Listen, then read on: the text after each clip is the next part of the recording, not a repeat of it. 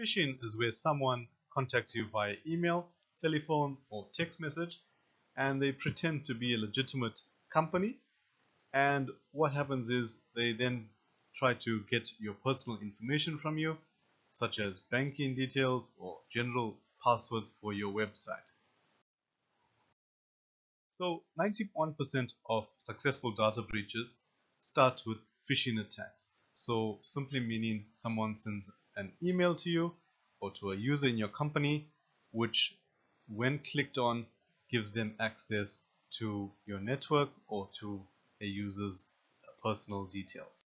So I'm going to take you through a few examples of phishing emails just so that you're more aware when these emails do arrive. So a common one is Quota Warning. So it basically says this one is saying that you have 1700 emails that are stuck on the server. Most of the time it looks as if your support department has sent this email to you. When you click on receive delayed messages, it'll prompt you for your username and password, which will then be sent to the hacker. Here, this is a similar scenario where an email has come through posing as DHL, and when you click on view status, it'll probably prompt you for more of your details.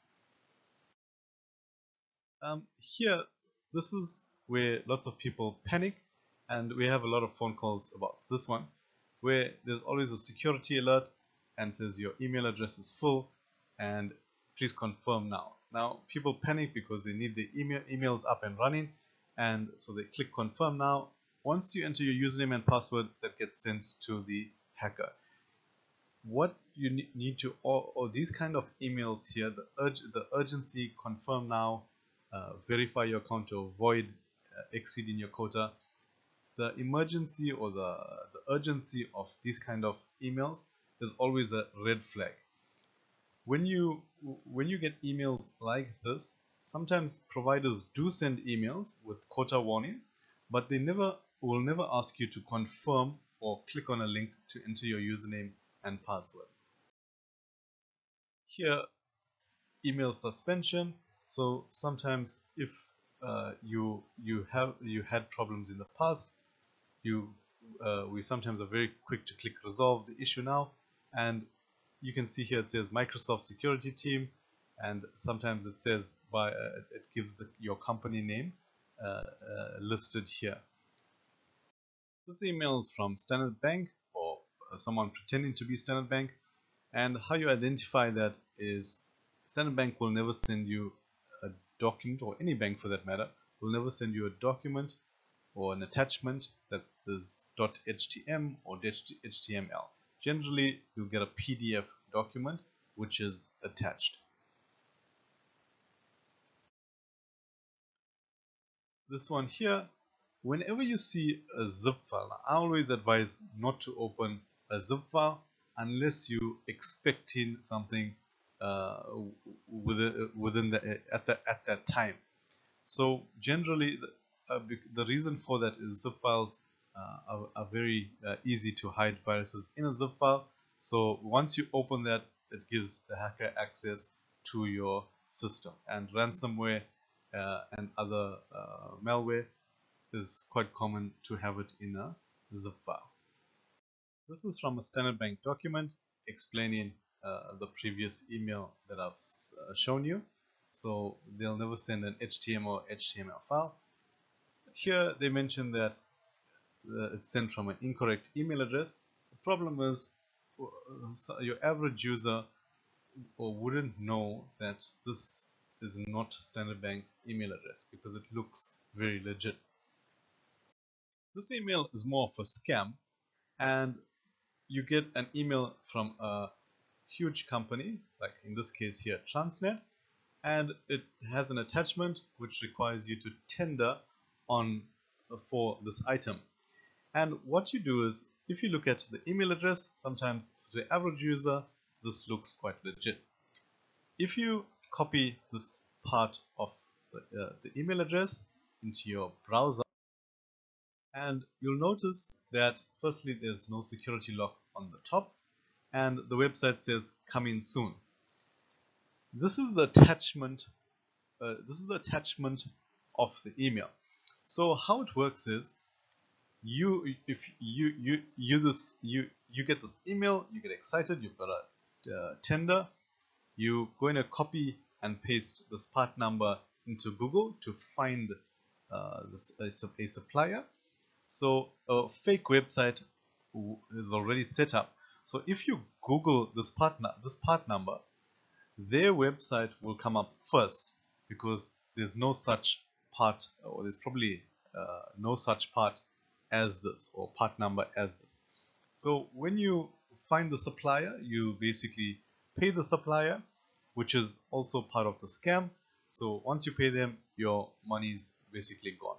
They also, most of the time with this email as well, it's always urgent. It's an urgency where you need to, the lady will phone and prompt you and say, are you not going to tender? We need the tender bid as soon as possible. So just to summarize a summary of everything.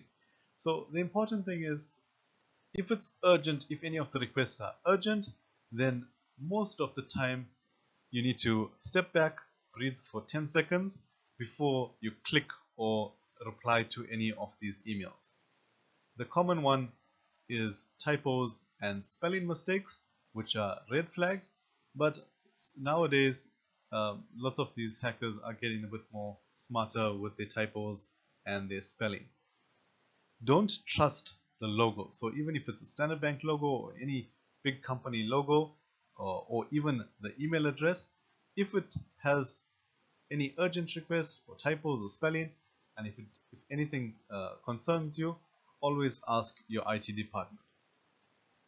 Don't open any unexpected attachments. So if you're not expecting anything, like for example photographs or anything from any particular company, the general rule is don't open it at all.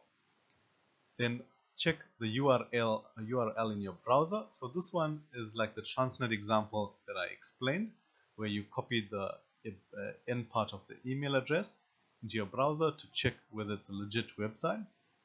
This one here, only use strong passwords. Now sometimes we do phishing training for companies, and what I find is most of the people use the same password on all the websites, and the common thing people say, I can't remember or remember all my passwords. And what you need to understand is that if any website that you use is hacked, that password is then made public to hackers, and basically they use the same password on different websites, and they'll get into more or less any website that you have that you're using the same email and password for. This is a recent one where it says you get an email from a company saying, we've changed our banking details, please use the attached banking details in the future. The signature looks like the person that you've been dealing with. The email address sometimes is the exact same person's email address. If someone sends you an email saying, please use our new banking details, or please use the attached banking details in future, always pick up the phone and find out if it's legit, and if the banking details have changed. So you pick up the phone, you say confirm the banking numbers. Never make a deposit to any institution unless you've confirmed or you're 100% sure that it actually is that institution.